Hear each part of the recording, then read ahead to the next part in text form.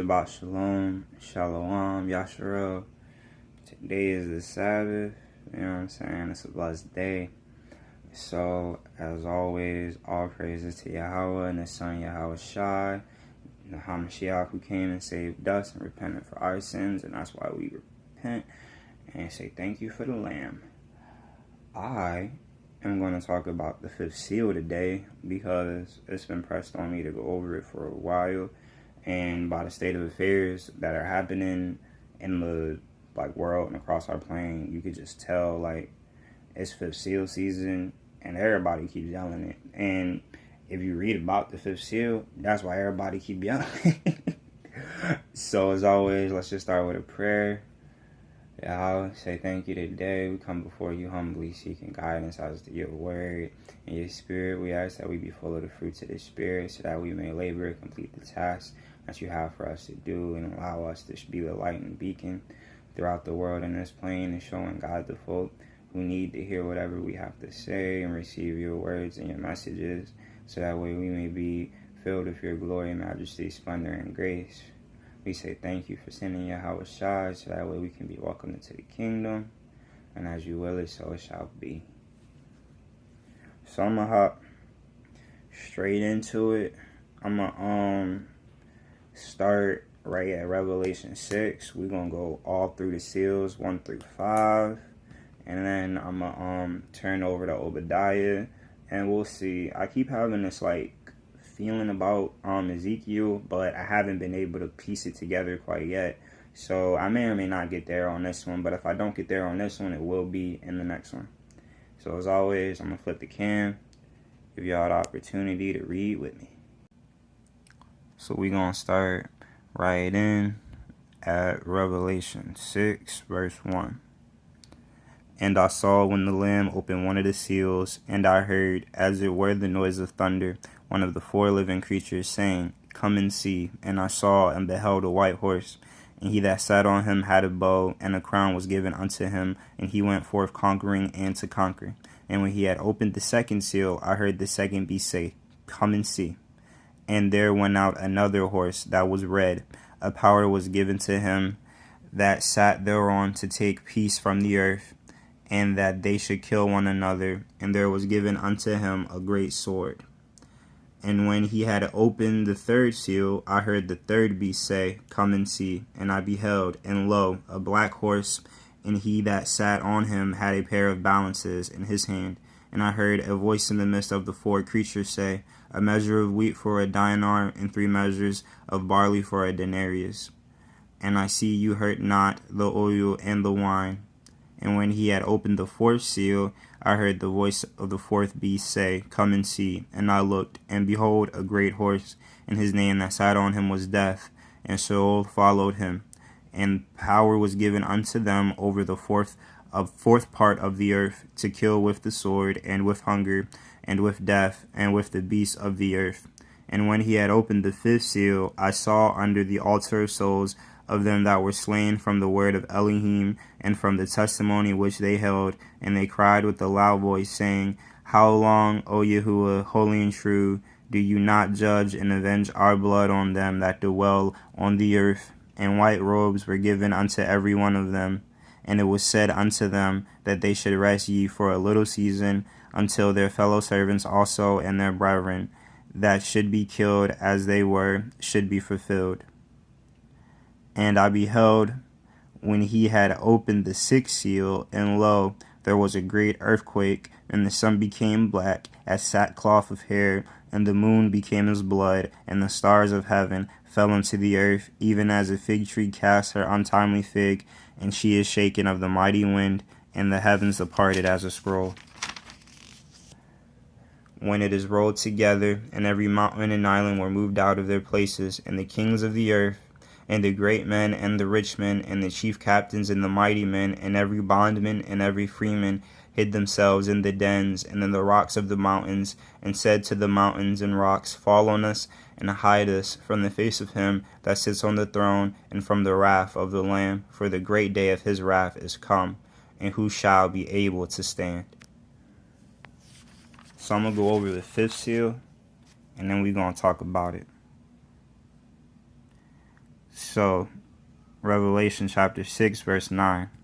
And when he had opened the fifth seal, I saw under the altar the souls of them that were slain for the word of Elohim, and for the testimony which they held, and they cried with a loud voice, saying, How long, O Yahuwah, holy and true, do you not judge and avenge our blood on them that dwell on the earth? And white robes were given unto every one of them, and it was said unto them that they should rest for a little season unto their fellow servants also, and their brethren that should be killed as they were should be fulfilled.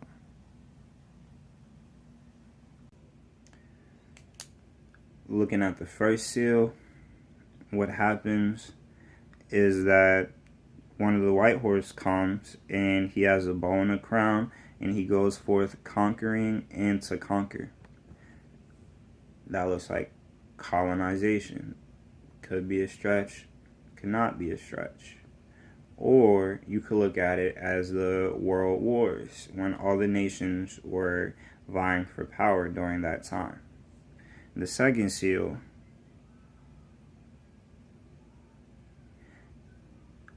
and there went out a horse that was red. Power was given unto him that sat thereon to take peace from the earth, and that they should kill one another, and there was given unto him a great sword.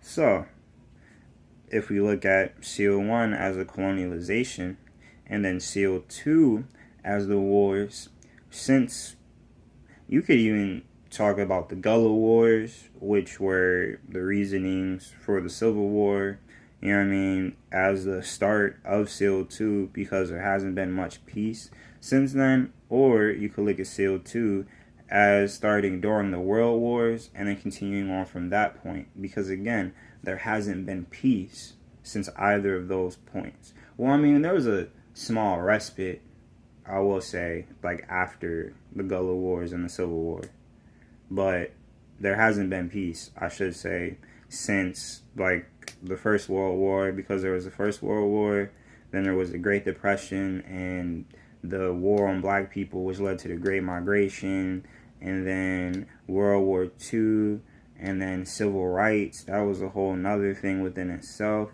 And then we come back to Vietnam War. We start getting into the Cold War. The Cold War might have been between the Vietnam War. Don't quote me on the order of those two. I am not a historical expert on war. I did not go to school for that.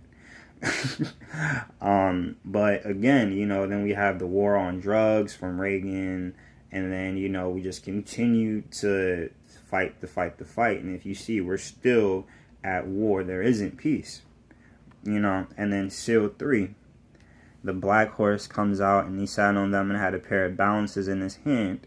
And he said, a measure of wheat for a dinar, and 3 measures of barley for a denarius. And see, you hurt not the oil and the wine. So things get more expensive because there is no longer balance. The things that would equate, like, you know what I'm saying, like what would be your meal, you know what I'm saying, your wheat would be like a coin, but now it's, you know what I'm saying, like more expensive. It's getting to be higher. We're seeing inflation, but the oil and the wine aren't hurt. So it's still like you're still able to participate in the world and live a secular lifestyle while these things are becoming inflated. And then on the 4th seal, you know, you have a green horse, and I was deaf. And Sheol followed him, and power was given unto him over the 4th part of the earth to kill with the sword, with hunger, with death, and with the beasts of the earth. Right now, what do we see? We see people dying from the sword, from hunger, from unnatural causes, from things given to us in our food, from things injected to us in our blood, and from wild animals and crazy encounters. And now we have the time that we're at. And that's the 5th seal. And as John saw, under the altar of the souls of them that were slain for the word of Elohim, for the testimony which they held, and they cried with a loud voice, saying, How long, O Yahuwah, holy and true, do you not judge and avenge our blood on them that dwell on the earth?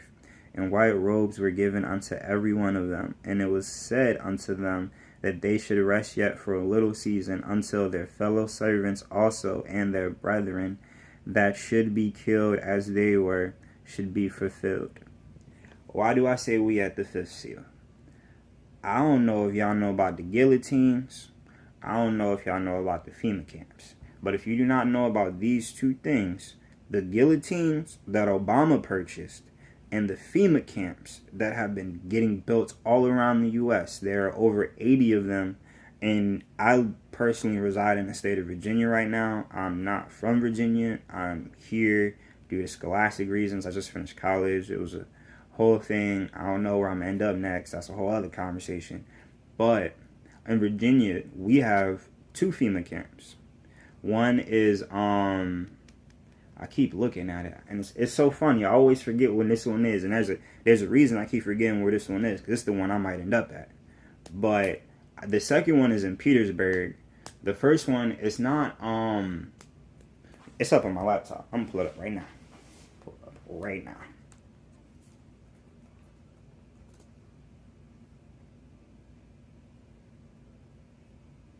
Where the camp at?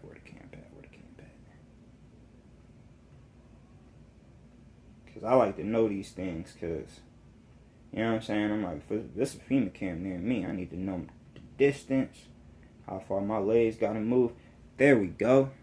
So it's at Fort A.P. Hill in Fredericksburg, right in the middle of the state. And you know, the one in Petersburg is literally south of Richmond, and Petersburg is the black section of Virginia down there. And they call it down there the Bible between Richmond, Petersburg, all the way to the 757. That's the prison Bible Belt, because they let us send niggas to jail over there. But my reasoning, at least for being at the fifth seal, is between that, you know what I'm saying, that lollipop shop we got going around that has a lot of misinformation around and disinformation around it. And when I say that, I mean both good and bad, because if you look at the media is just a CIA operation. They haven't been required to tell us the truth since like the 60s or 70s, when, like, I forget the exact act that got passed, but it made it so that the media doesn't have to do journalistic reporting anymore. They can just say whatever they want to. So essentially we just get propaganda. And that's, again, going into things like the FDA approval. If you research things, you'll see. And if you want me to, I can send you the paperwork. I have the paperwork on my laptop. I'll send it to you. But in the paperwork, it says that the CDC approved Comirnaty, or whatever this shit is called.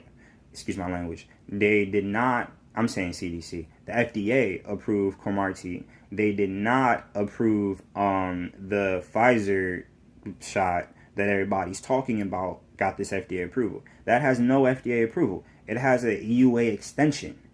What has been FDA approved is not even available in the United States. Go look up Comirnaty. Go see where you can get some of it at. You can't get it here. So this is what I mean by the media disinformation. The image that's painted is not the reality behind the words they're stating. Further, just seal 5. When you see the people slaying for the word of Elohim, what do we have right now? Again, I don't know whether it's true or not. I'm sitting in my crib, you know what I mean? I'm sitting in my home, residing in my peaceful place on the east coast of the U.S., but online and all over the quote-unquote news, when I look at certain things, it says that there are people who are being killed by the Taliban for having the Bible app on their phones and having Bibles. And again, they're killing people for being Christian. And this isn't the first place in the world to be killing Christians. China do it. So, why I say we at seal 5? Because what y'all think's about to happen here next?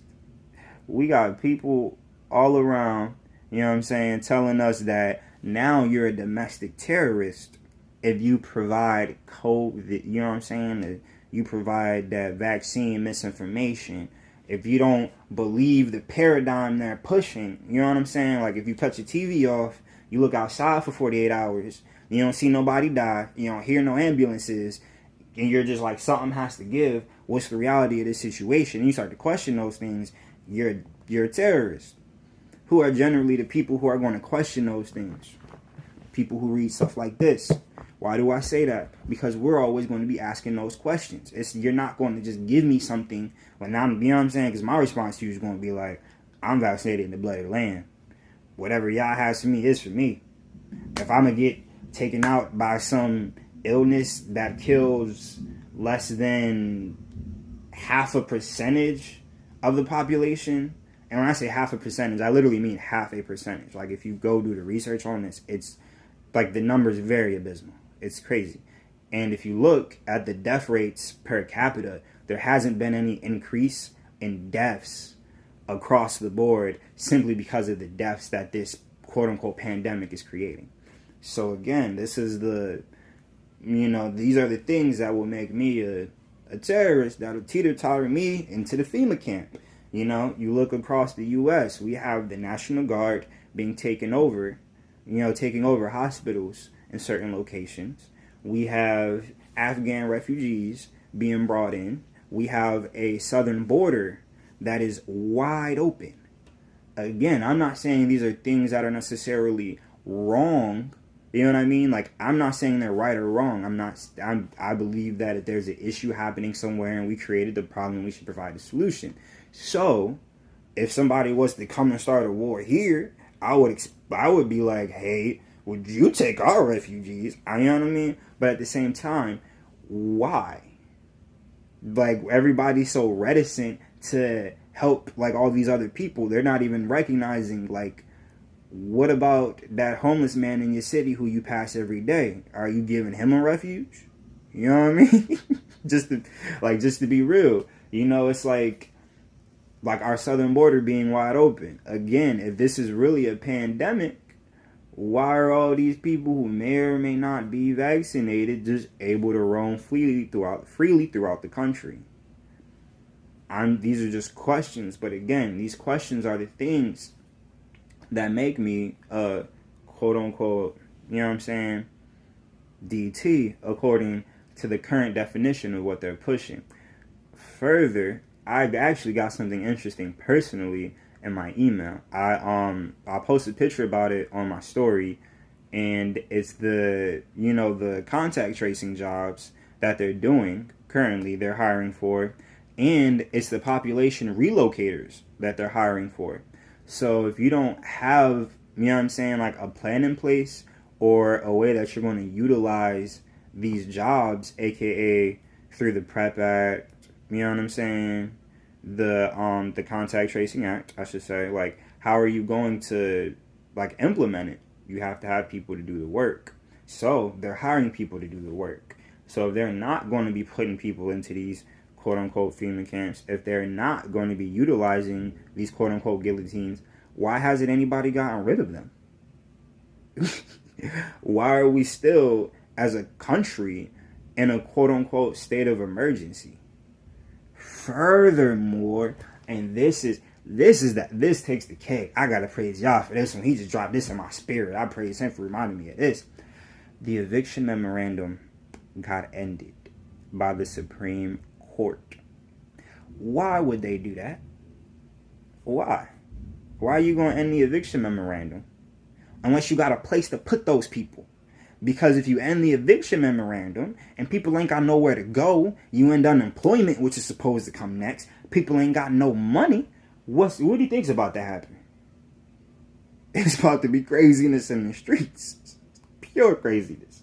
And I say craziness because I'm from Philadelphia and I lived in Richmond. I just recently left Richmond and I've been back to Philadelphia this year. I went back a couple months ago, and this is the worst I have ever seen my city look. And when I say the worst, I mean I was looking at videos online like, yo, Philly looked like the Purge. Philly looked like a post-apocalyptic town. And I ain't believe it. I'm just like, oh, no, they just in North. You know what I mean? Like, they are Allegheny or something. Like, they in Kensington where all the fucking dope heads and fiends be at. Like, they just in that one little part of whatever. I went to Philly. I understood why they said that.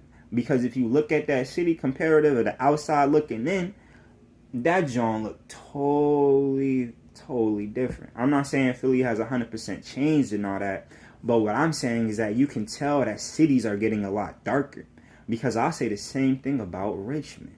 because Richmond itself has gotten a lot darker in the past year and a half to 2 years than it was previously. And you could tell it's just something happening with cities right now. And that's why y'all tell you, don't dwell in the city, dwell in a desolate place, dwell in your own space. You don't want to be around a lot and amongst a lot of people, because that'll affect your energy. Because if we don't look at cities, like energetically speaking, we all stacked on one another. So let's say my, you know what I'm saying, like my area, my aura, that joint go out about like 5, 10, 15 feet. Let's say I'm big bodied. It might go out like 15 feet, right? If I'm in an apartment building, my aura go out 15 feet. You know what I mean?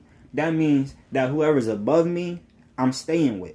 Because my roof don't go up 15 feet. My roof go about 6, 7, right? Whoever below me, I'm staying with. Same thing.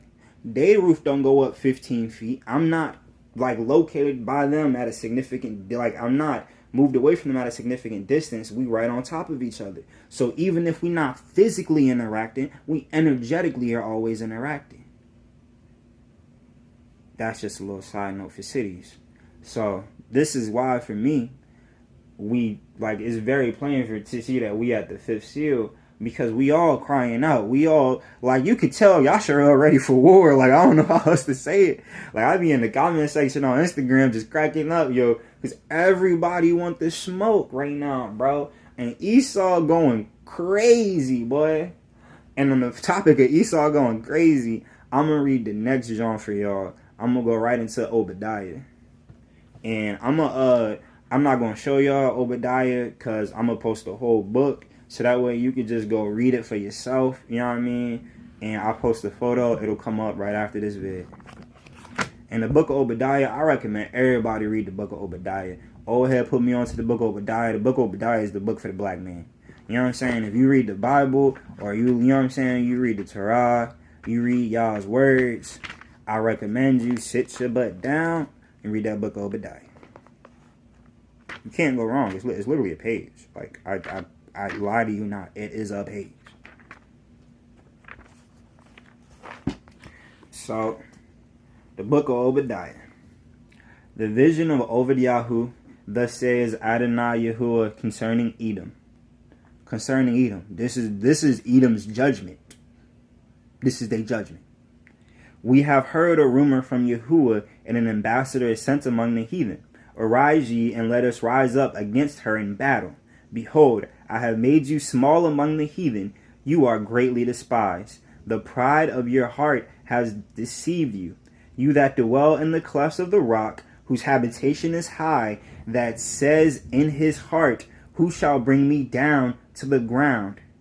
Though you exalt yourself as the eagle, and though you set your nest amongst the stars, thence will I bring you down, says Yahuwah.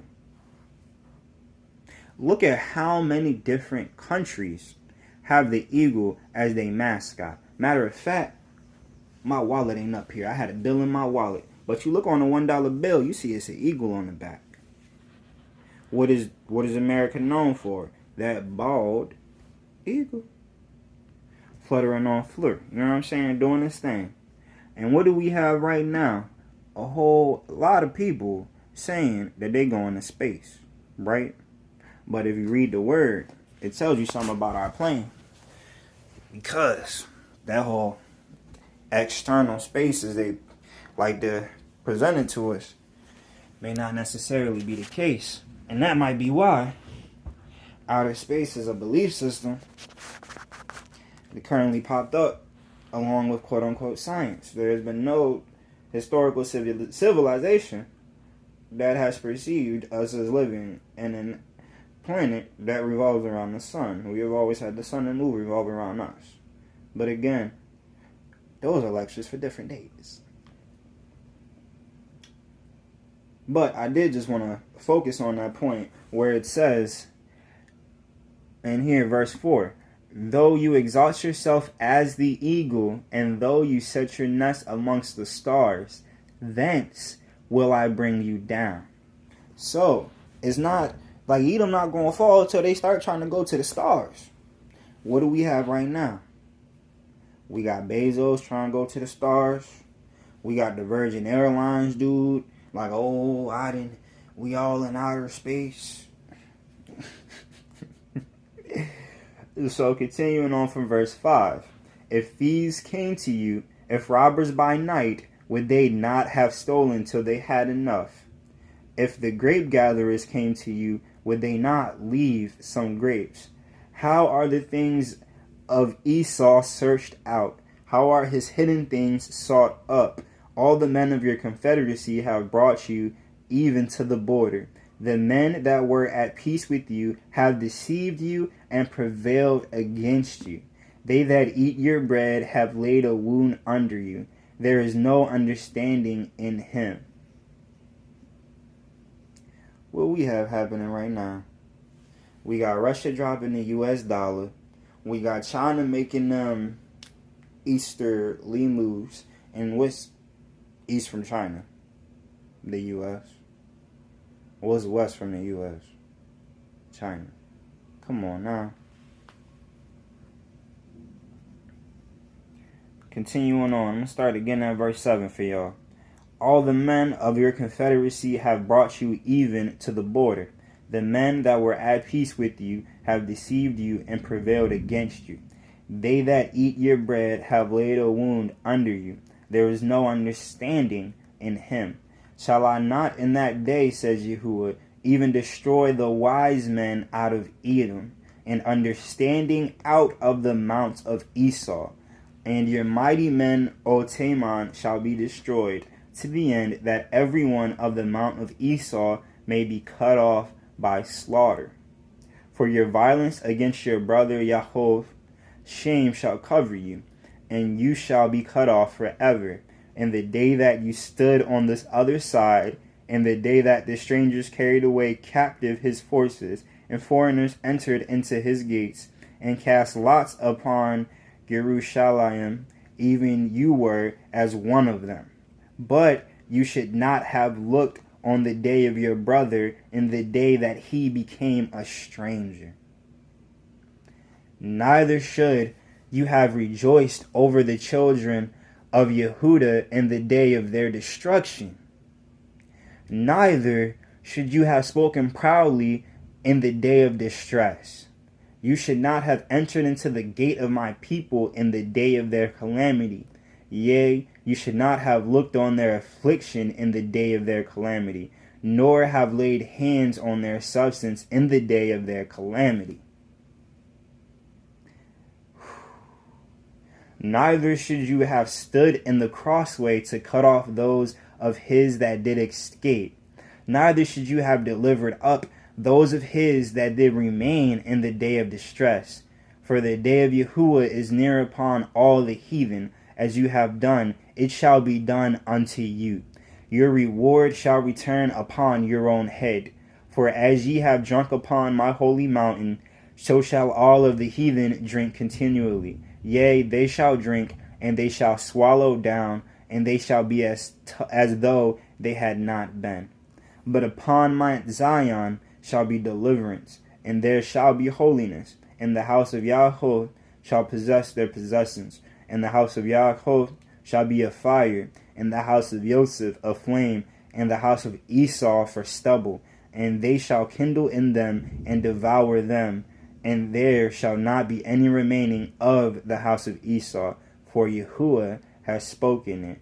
And they of the Negev shall possess the mount of Esau, and they of the plain of the Pelishtim, and they shall possess the fields of Ephraim, and the fields of Shomeron, and Benjamin shall possess Gilad, and the captivity of this host of the children of Yasharel shall possess that of the Canaanim, even unto Sepharvath, and the captivity of Jerusalem, which is in Sepharad, shall possess the cities of the Negev, and saviors shall come up on Mount Zion to judge the mount of Esau, and the kingdom shall be Yahuwah's. You see right there, there's a wicked judgment waiting for Esau because of what he did and the exact role that he played in the enslavement of Yasharel and of the Yehudim and of Yah's people. So now I'm going to wrap this up by going, and we're going to look at the next two and final seals. That is the sixth seal and then the seventh seal, which is the seven trumpets.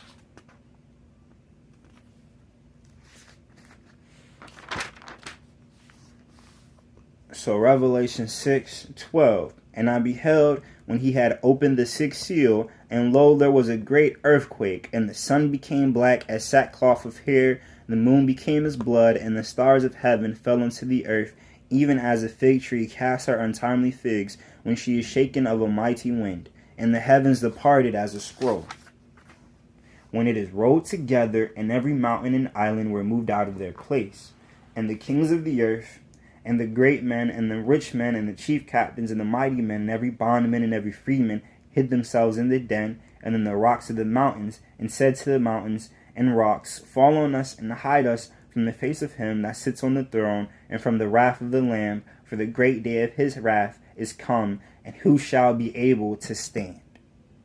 That's seal 6. And after these things I saw 4 angels, I'm in 7 now, sing on the 4 corners of the earth, standing on the 4 corners of the earth, holding the 4 winds of the earth, that the wind should not blow on the earth, nor on the sea, nor on any tree. And I saw another angel ascending from the east, having the seal of the living Elohim, and he cried with a loud voice to the 4 angels, to whom it was given to hurt the earth and to the sea, saying, hurt not the earth, neither the sea, nor the trees, till we have sealed the servants of our Elohim in their foreheads. And I heard the number of them which were sealed, and they were sealed 144,000 of all the tribes of the children of Yasharel. And they sealed 12,000 from each of the 12 tribes. I'm going to skip a little bit.